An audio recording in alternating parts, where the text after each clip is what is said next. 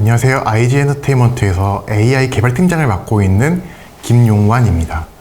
저희 IG 엔터테인먼트는 AI 시대의 새로운 놀이문화를 만들어 나간다는 비전 아래 현재 게임봇 중심의 메신저 플랫폼을 개발하고 있고 23년 11월에 창업했습니다.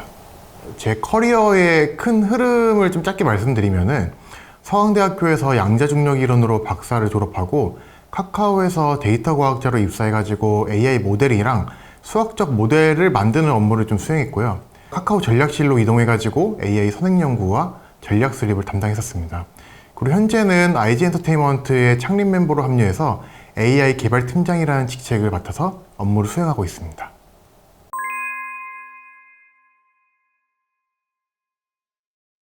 학창 시절 중고등학교 때부터 제가 좀 숫자 굴리면서 노는 걸 되게 좋아했어요. 그래서 패턴이나 규칙이 뭐가 있는 거 아닌가라고 생각하면서 다니기도 하고 그런 것들이 즐거웠는데, 그래서 서강대학교 자연과학부로 입학을 하게 됐습니다. 처음에는 제 전공 선택을 수학과를 선택을 했는데요.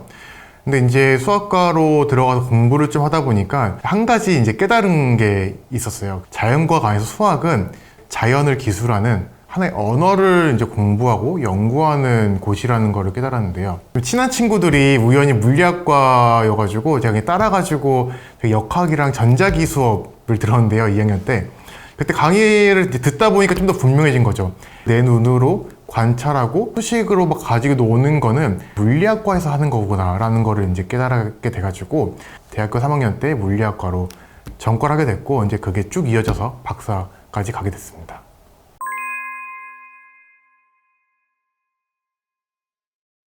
친구들이랑 밥 먹거나 저 학교에 있는 카페에 가가지고 지금 생각해보면은 토론이고 그때 생각하면 좀 잡담을 굉장히 많이 했었던 기억이 납니다.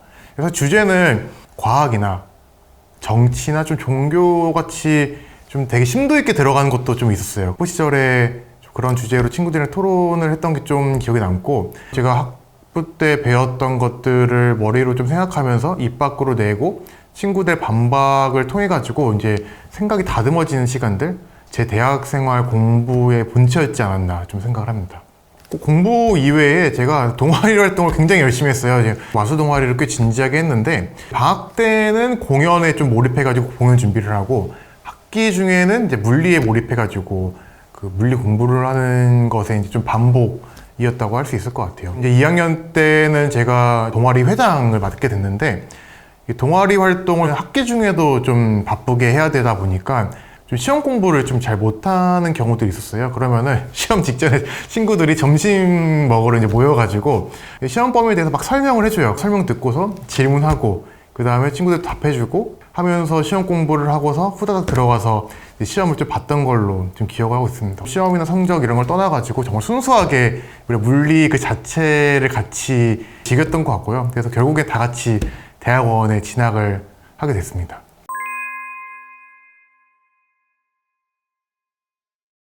저는 원래 좀 어릴 때부터 하나를 좀 깊게 파 들어가는 스타일이었어요. 사실 자연과학부로 이제 입학을 해야겠다는 마음을 먹는 순간 박사를 가면은 자연과학부에 깊게 가는 거야 라고 생각을 해가지고 그 끝까지 가봐야겠다는 마음을 먹고 대학을 입학을 했고, 그 전공이 이제 수학이냐 물리냐 라는 것이 이제 대학교 3학년 때 결정이 이제 된 것 뿐입니다. 그리고 학부 과정 내내 그 자연과학에 대한 흥미가 사실 식지는 않았어요. 대학원 진학이랑 박사 진학에 있어가지고 사실 뭔가 거창한 결심보다는 자연스러운 연속 선상이었고, 세부 전공상으로는 제가 대학원 때 양자중력 이론을 골랐는데요. 좀 구체적으로는 초기 우주랑 블랙홀 백그라운드 위에서 양자 현상을 연구하는 일입니다.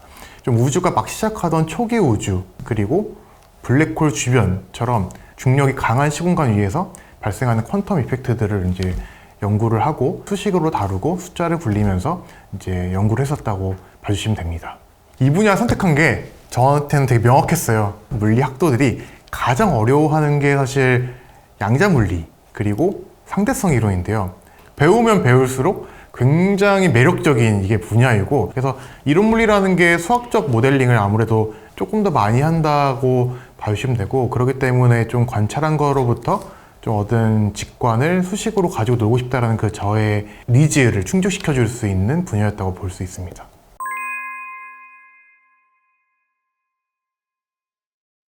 아직 학생 신분이지만 제 나름은 사회에 진출했다라는 좀 마인드를 가지고서 직업관 하나를 세웠는데, 모든 일은 한 90%는 지루하고 하기 싫은 일들의 연속이고, 그 중에 좀 10%는 내가 좋아하는 일을 할 수 있다라는 거였어요. 저는 좀 직장인의 마인드로 연구실을 갈 때 9시에 딱 출근해가지고 6시에 퇴근, 이런 패턴의 좀 삶을 살았던 것 같습니다. 하루 시작하면 아침에 출근해가지고 이제 아카이브의 제 분야인 헬스랑 GRQC 카테고리에서 이제 그날 새로 올라온 논문들을 쭉 스키밍을 합니다. 그러고 나서는 이제 현재 좀 연구하고 있는 논문의 레퍼런스를 좀 따라가면서 논문 리뷰를 좀 하고, 그리고 나머지 시간에는 종이와 펜으로 직접 계산을 한 대 썼습니다. 컴퓨터를 활용하는 거는 매스메티카로 심볼릭 계산을 좀 하거나 그래프를 좀 그리거나 약간의 시뮬레이션 정도여가지고, 근데 이제 또 재밌는 순간들을 좀 하나 소개하면은, 제가 박사 1학년 때의 기억인데, 양자 효과가 존재하는 상황에서 톨만 템퍼러처라고 블랙홀의 어떤 로컬 템퍼러처를 유도하는 연구를 하고 있었는데, 방정식이 도문이 손으로 안 풀리는 거예요.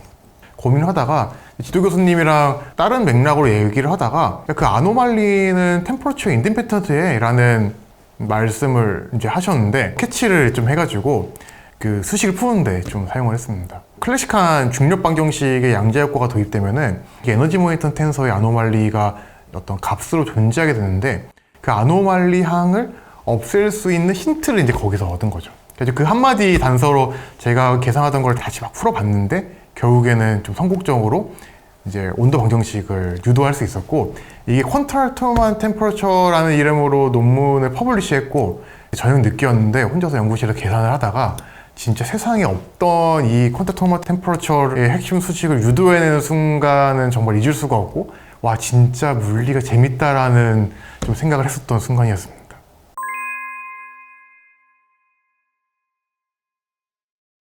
박사 졸업 시점으로 제가 SCI 논문 19편을 썼는데, 제가 외형적으로 굉장히 왕성하게 연구를 좀 했던 거죠. 사실 어떤 물리학도로서 학위를 수행하는 데는 저한테는 사실 큰 어려움은 없었어요. 오히려 연구하고 논문 쓰는 게 정말 적성에 맞는구나라는 생각을 들 정도였거든요. 어느 순간 내 분야가 제대로 된 길을 가고 있는 건가? 의문이 들기 시작한 거예요. 학회에 저명한 학자들 좀 논문 그 발표 들어보고 그러면 가실 거라 생각했는데 의문이 가시지 않았고, 그래서 이 분야 자체에 조금 더는 이제 이런 퀀텀 그래비티라는 분야의 시어리 쪽 분야에서 패러다임의 변화가 한번 와야 되지 않나? 라는 이제 생각을 좀 하게 됐습니다. 그래가지고 좀 저한테 스스로 몇 가지 질문을 던졌어요. 그 이론 물리 분야는 수백 년에 한 번씩 그 패러다임 변화가 발생을 합니다. 과연 내 생에 그 패러다임 변화가 올 건가? 아인슈타인 같은 인물이 지금 내가 살고 있는 세상에서 누군가 있는 건가? 내가 그런 사람이 될 수 있는 건가? 근데 사실 모든 질문에 놓였고, 내가 그걸 못하겠다라는 좌절이 아니었어요. 이 흐름을 꺾을 수 있는 역량이 되지 않는구나. 그때 당시에 딱 제 눈에 들어온 게 데이터 사이언스 분야였어요. 요즘은 AI라는 용어로 통칭을 쓰는데, 빅데이터를 다루고 머신러닝 모델링을 하는 분야인데, 개인적인 관심으로 좀 관련 논문들을 좀 리뷰를 하다가 한 가지 좀 직관이 강하게 좀 들었어요. 그 인터넷이 우리 삶에 침투한 지 십수년이 됐었고, 사실 모바일도 우리 이제 삶 속에 굉장히 깊숙하게 침투했었는데, 그런 게 쌓여가면서 광활한 데이터가 또 하나의 자연처럼 보였던 거예요. 게다가 그 분야는 엄청 왕성하게 진화를 하고 있었어요. 그래서 여기다 싶으면서도 내가 물리학에서 쌓은 경험이랑 노하우를 들고서 이 세계에 뛰어들면은 뭔가 또 재밌는 일이 펼쳐지지 않을까라는 좀 생각을 했습니다. 첨언을 좀 하면은, 제가 얻은 직관의 근간에는 이 데이터 사이언스에서 그 데이터를 텐서로 표현합니다. 그리고 그 텐서로 논문의 모든 수식들이 이루어져 있는데, 결국 그 수식들이 어떻게 보면은 어떤 목적을 위한 그 컨스트런스 시스템을 잡고 거기에 운동 방정식을 펼치는 수식들이에요. 그래서 저는 데이터 사이언스를 필드 시어리를 하듯이 접근하니까 완전 그냥 제 전공 분야 그 자체였습니다. 다만 학위 내내 종이랑 펜으로만 굉장히 아날로그하게 연구를 했어요. 한 가지 약점이 이 분야에서는 코딩을 잘 해야 되는데 그 부분이 저한테는 굉장히 약점이었어요. 그때 당시에 생각했을 때는 이제 이거를 정면 돌파해 봐야겠다 라는 이제 결심을 하게 되고, 보통 우리가 이제 영어를 가장 잘 배우고 있는 방법은 사실 현지에 가가지고 네이티브들이랑 좀 어울려서 사는 거잖아요. 그렇다면은 이 컴퓨터 언어의 네이티브들이 사는 곳, 판교로 가야겠다. 그리고 그 센터에 있는 카카오에 입사를 좀 결심하게 됩니다. 이게 그때가 졸업을 하고서 박사후 연구원으로 모교에서 있었던 이제 시점입니다.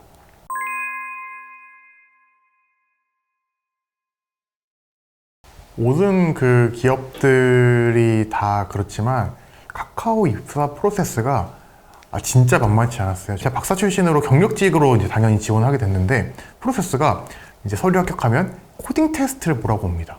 그럼 그 코딩 테스트를 보면은 이제 전화로 면접을 봐요. 그러고 나서 과제를 포함한 실무 면접을 보게 되고, 그러고 나면은 임원 면접 보고서 마지막에 인사팀이랑 처우 협상, 이렇게 하는 굉장히 여러 단계의 프로세스로 뽑히게 되는데, 경력 지원 연설을 넣을 때 그 카카오 내 여러 계열사 그리고 카카오 본사 내에서도 여러 조직들 중에서 본인이 이제 선택을 하는 응시를 하는 방식인데, 그때 당시에 그 카카오에 그 노출되는 모든 광고 콘텐츠들을 유저들에게 딜리버리 해주는 레코멘데이션 모델을 다루는 광고 추천팀을 골라서 좀 지원을 했었습니다.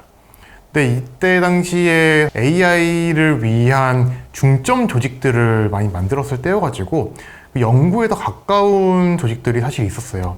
저는 리서처였기 때문에 연구에 가까운 조직을 지원한 게 맞았는데, 좀 의도적으로 광고 추천팀을 좀 골랐던 게 그 상업과 좀 동떨어진 연구를 해오다 보니까 이왕 내가 산업계로 가는 거, 가장 비즈니스에 가까우면서도 이제 내가 할 수 있는 데이터 사이언스 분야를 하는 쪽으로 가보자 해가지고 광고 추천 조직으로 넘어오게 됐습니다. 그래서 입사 진행 과정에서 제일 사실 인상 깊었던 거는 실무 면접이었는데, 면접 일주일 전에 메일로 과제가 도착을 합니다. 그러면은 그 일주일 동안 과제를 수행하고서 제출하고 면접날 발표를 하는 방식인데, 과제가 아직도 기억이 나는 게 그 3편의 논문 중에 골라서 리뷰하고 장표로 만드는 거였습니다. 박사하면 논문 읽는 거는 숨 쉬는 듯이 하는 거잖아 라고 하고서 이제 3편의 논문을 받았는데, 어떤 실험 중심의 딥러닝 기반의 유튜브 추천 시스템이 첫 번째 논문이었고, 필드 어웨이 팩터레이션 머신이라고 수식 중심의 FM에 대한 어떤 논문이었고, 그 다음에 XAI라고 Explainable AI라고 설명 가능한 AI에 대한 좀 개념 중심의 논문이 있었어요. 그 3개 중에 하나를 골라 리뷰하라는 건데, 저는 이 3편을 모두 다 리뷰를 했어요. 3편을 모두 리뷰를 하고서 곰곰이 이제 생각하다가 두 번째 논문을, FFM 논문을 골랐습니다. 이 수식으로 데이터 안에 있는 자연 세상을 수학적 모델링을 해가지고 쓴 논문이다 라는 게 눈에 보여가지고, 이거 내가 이론 물리로 늘 하던 건데? 라는 생각이 이제 들었기 때문이죠. 과제 준비도 그냥 늘 하던, 평소 연구하던 그 루틴 그대로 했어요. 그냥 A4 용지에다가 펜을 두고서 논문 안에 있는 모든 수식을 처음부터 끝까지 다 유도를 이제 해봤어요. 물리학자들은 수식만 유도한 게 되는 게 아니라 그 안에 있는 의미들을 해석을 하는 게 중요하거든요. 장표 만드는 건 사실 학회 발표, 논문 발표를 너무 많이 해봐가지고 그것도 사실 뚝딱이어서 단순 리뷰에서 장표 만드는 데는 시간이 남아가지고 이제 고민을 하다가, 이제 이 수식의 한계점, 이 도메인에서의 수식의 한계점을 수학적으로 설명하고 이를 보완하는 텀을 도입해가지고 모델을 확장하는 부분까지 발표 자료에 얹었습니다. 물론 그거에 대한 구현체도 함께 제출을 했고, 그러고서 이제 면접을 갔는데, 일단 면접 현장에서 쭉 돌려보니까 한 편에 화이트보드가 있고 발표를 하고 질문이 나왔을 때 화이트보드에다가 쓰면서 설명을 했죠, 수식을. 이미 저는 이제 모든 수식 다 유도해봤기 때문에 사실 어떤 거를 수식으로 설명하는데 막힘이 없었고, 아무리 이제 국내 최고 IT 기업 다녀도 이런 이론 물리식 사고 전개 방식을 면접에서 처음 봤을 것 같아요. 그래가지고 면접관 분들이 굉장히 신선했었다고 나중에 좀 들었고, 그렇게 뽑혀서 카카오에 입사하겠습니다. 카카오를 입사를 이제 하고 나서는 사실 좀 떨렸어요. 이게 이유가 학부 때 입학을 하고서 박사 졸업 때까지, 그리고 포닥까지 한 10년가량을 그 학교에 한 자리에 머물다가 이제 새로운 곳으로 이동하는 거죠. 도메인까지 달라지니까 이 떨림이 굉장히 컸고 그 설렘도 좀 있었죠.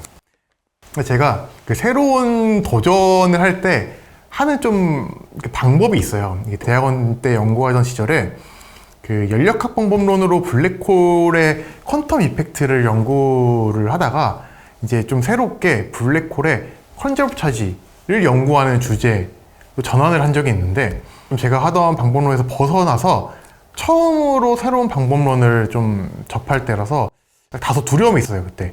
그래서 좀 막막했는데 하다 보면 되겠지라는 생각에 그때 일단 좀 부딪혀 봤던 것 같아요.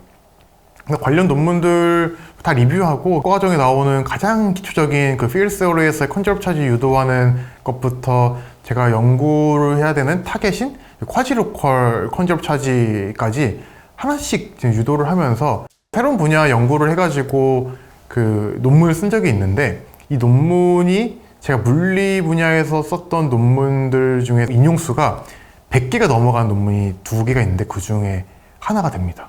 그래서 카카오에 입사를 하고서도 떨림과 두려움을 안고 있었지만 저는 이제 새로운 연구 주제로의 도전이라고 찍었어요, 방점을. 첫 3개월은 이제 주어진 업무도 하면서 사실상 카카오 광고 시스템에 흐르는 모든 좀 데이터에 대한 관련된 것들과 수식들을 리뷰를 하는 좀 시간을 가졌던 것 같아요.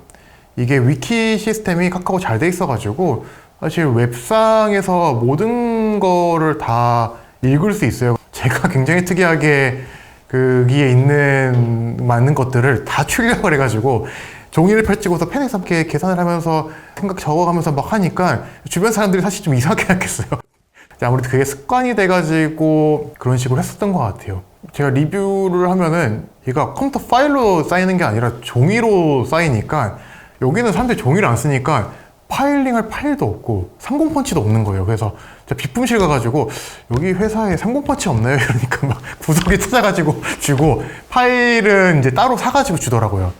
근데 그렇게 이제 공부를 시작해가지고 지표들이 왜 이제 이렇게 구성되어 있지? 그리고 왜 이렇게 얽혀 있지? 이런 거를 들여다보고, 그리고 그거 결과를 팀 내에서 한 2번에 걸쳐서 발표를 했었어요. 입사 반년이 채 되기 전에 발표를 하게 됐는데, 첨언하면은 이 재밌게도 광고 추천 모델 가장 근간에 제가 블랙홀 연구할 때 그때 다루던 수식들이 다 변형이 돼가지고 사용되고 있는 거예요.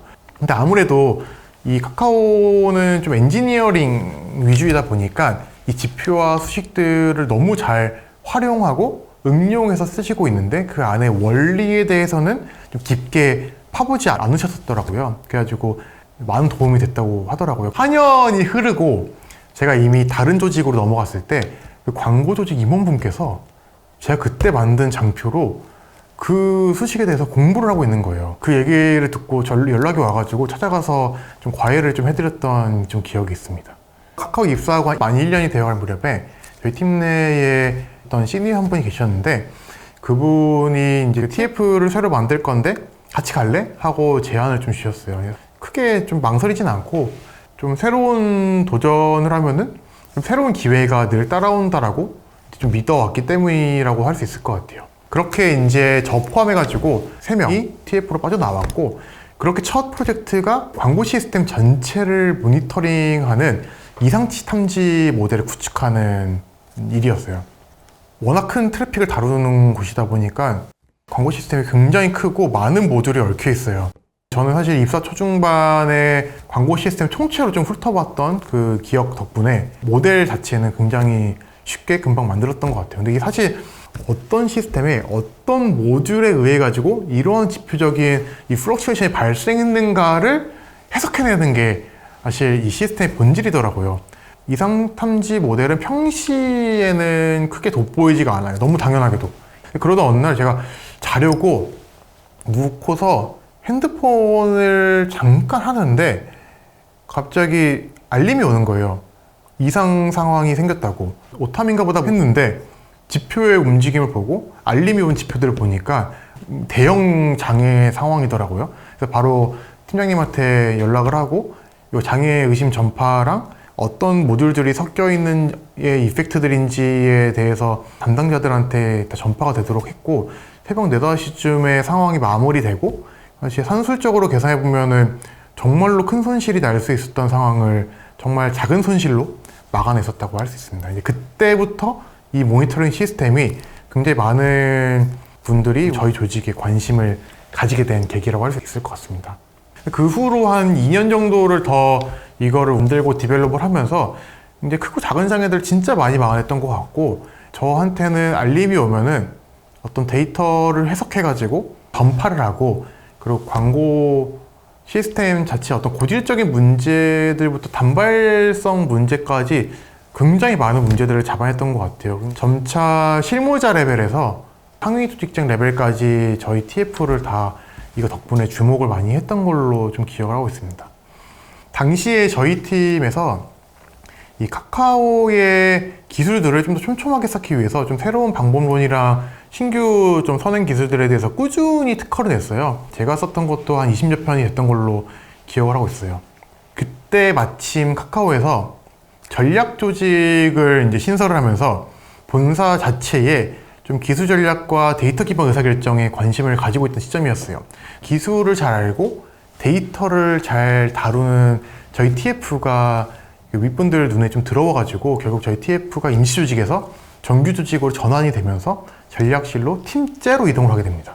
전략실에서는 카카오 기술 전략 수립을 하고, 그 다음에 필요한 프로젝트들은 전략 기획을 해가지고 띄워서 실무조직으로 보내고, 직접 데모 개발도 하고 데이터 드리븐 의사결정을 위한 플랫폼도 만들고, 이런 업무들을 이제 수행했었습니다.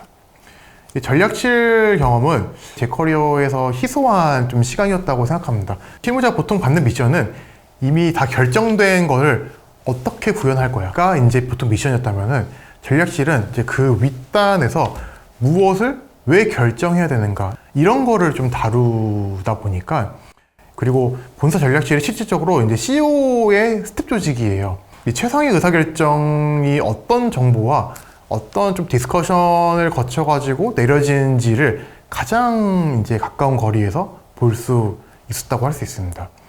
또 하나 자산이, 이 옆자리 사람들이 보통 기술 조직에서는 주변이 다 막 개발자들이에요. 그래서 사고방식이 사실 다 비슷비슷합니다.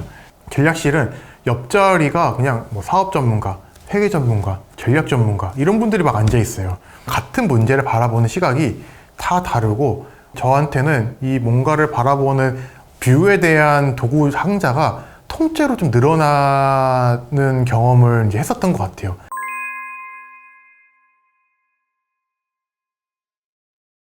제가 카카오 이제 전략실에서 한창 일하던 게 2, 3년에 이제 AI 업계에 굉장히 브레이크스루가 일어난 해였어요. GPT 3.5가 오픈 AI에서 나왔고, 그때 GPT 3.5를 랩핑한 챗GPT라는 서비스를 세상에 공개를 했을 당시였어요.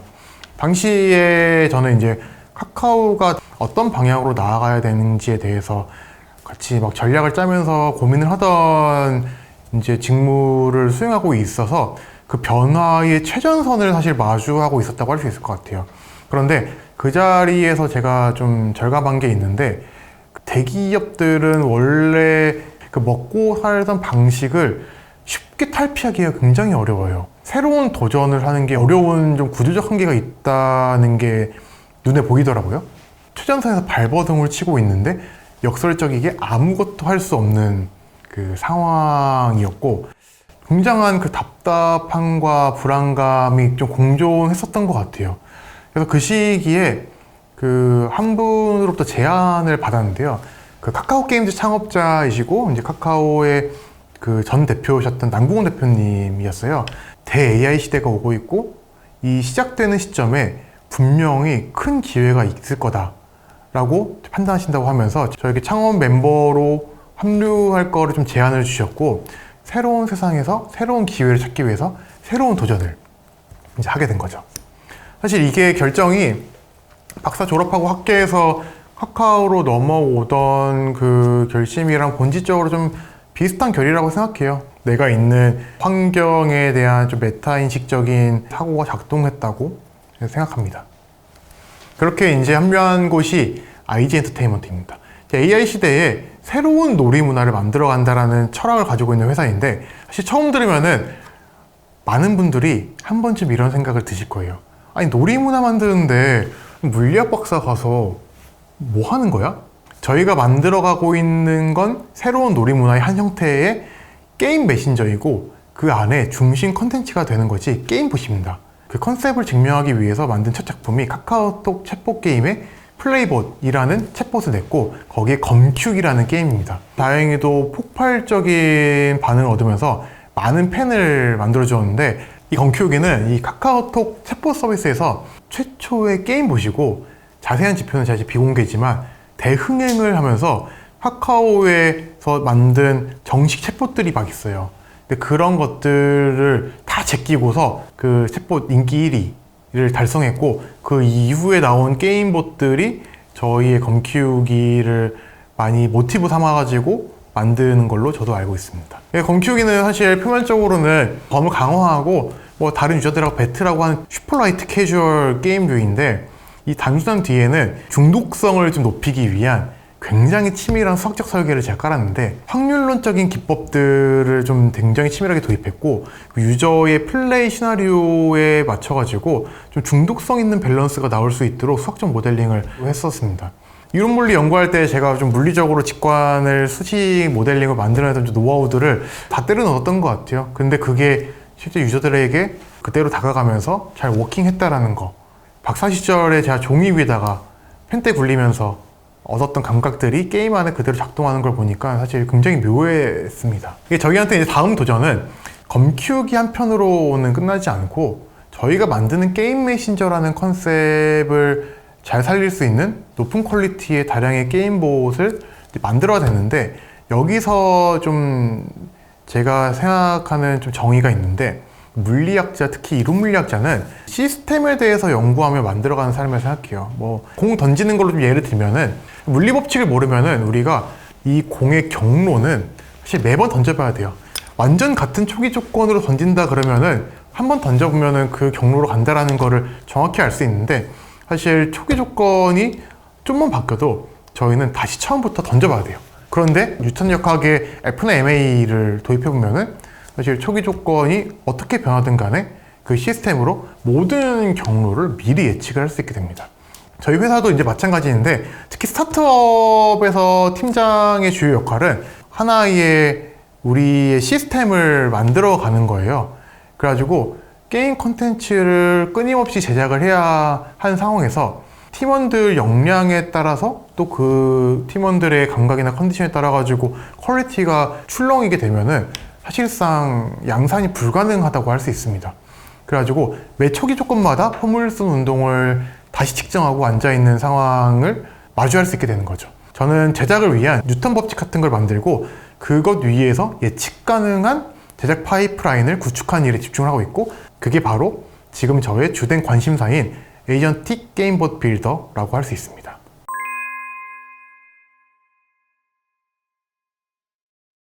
제가 꼭 한 가지를 말해야 된다 그러면은, 물리를 할 때 도메인 지식이라는 틀에 사실 갇히면 안 된다고 생각합니다.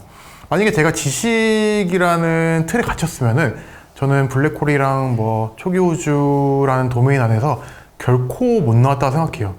새로운 분야를 학습할 때마다 그 시간이 0에서부터 완전 다시 쌓아 올리는 많은 시간과 물리적 노력이 들어가게 되는 거죠. 하지만 근데 저는 처음부터 물리를 이 세상을 바라보는 하나의 시각, 그리고 원리로 좀 받아들였기 때문에 도메인에 좀 갇히지 않았다고 좀 할 수 있을 것 같아요. 그래서 제 커리어 트랙을 표면으로만 보면은 도메인이 굉장히 좀 중구난방이라고 보실 수도 있어요. 저는 모든 자리에서 같은 일을 했다고 생각하고, 그런 마음가짐으로 현재도 일을 하고 있습니다. 라그랑지안을 베리에이션 해가지고 이퀘이션 오브 모션을 끌어내는 그런 어떤 감각들, 그리고 뭐 아카이브에서 메일 스키밍하고 종이 위에서 수식을 유도하던 습관들, 그리고 뭐 데이터 세상을 또 하나의 자연으로 바라보면서 면접으로 뭐가 오면은 이론 물리식 반개를 해보고, 이상치 탐지 모델도 어떻게 물리적 해석으로 바라보고, 그 모든 것들이 결국 자연을 바라보던 물리학자의 시선과 사고법에서 나왔다고 저는 생각하고 있습니다.